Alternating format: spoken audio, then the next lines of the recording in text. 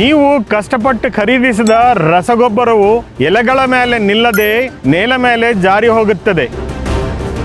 ಇದರಿಂದ ನಿಮ್ಮ ಹಣ ವ್ಯರ್ಥವಾಗುವುದೇ ಅಲ್ಲದೆ ನಿಮ್ಮ ಬೆಳೆಗಳಿಗೆ ಇದು ಪ್ರಯೋಜನ ಮಾಡೋದಿಲ್ಲ.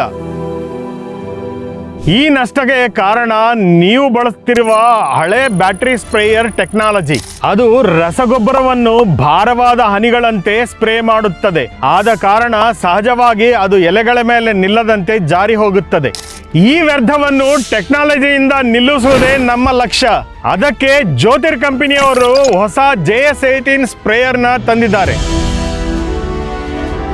ಜ್ಯೋತಿರ್ ಕಂಪನಿಯವರ JS18 ಸ್ಪ್ರೇಯರ್ ಸ್ಥಿರವಾದ ಪ್ರೆಷರ್ನಿಂದ ದಪ್ಪ ಹನಿ ಅಲ್ಲದೆ ಚಿಕ್ಕದಾಗಿ ಹನಿಗಳಿಂದ ಧೂಮ್ರವಂತೆ ಸ್ಪ್ರೇ ಮಾಡುತ್ತದೆ. ಈ ಹಗುರಾದ ಧೂಮ್ರ ಎಲೆಗಳನ್ನು ಪೂರ್ತಿగా ತಲುಪುತ್ತದೆ. ಪರಿಣಾಮಕಾರವಾಗಿ ಗೊಬ್ಬರದ ಖರ್ಚನ್ನು ಗಮನಾರ್ಹವಾಗಿ ಕಡಿಮೆ ಮಾಡುತ್ತದೆ. ಅದೇ ಸಮಯದಲ್ಲಿ ಕಮ್ಮಿ ಗೊಬ್ಬರದಲ್ಲಿ ಹೆಚ್ಚು ಬೆಳೆಗೆ ರಕ್ಷಣೆ ಕೊಡುತ್ತದೆ. ಜ್ಯೋತಿರ್ ಕಂಪನಿಯ JS18 ಸ್ಪ್ರೇಯರ್ನ ಆಯ್ಕೆ ಮಾಡಿ ರಸಗೊಬ್ಬರದ ಪ್ರತಿ ಹನಿಯನ್ನು ಉಳಿಸಿ.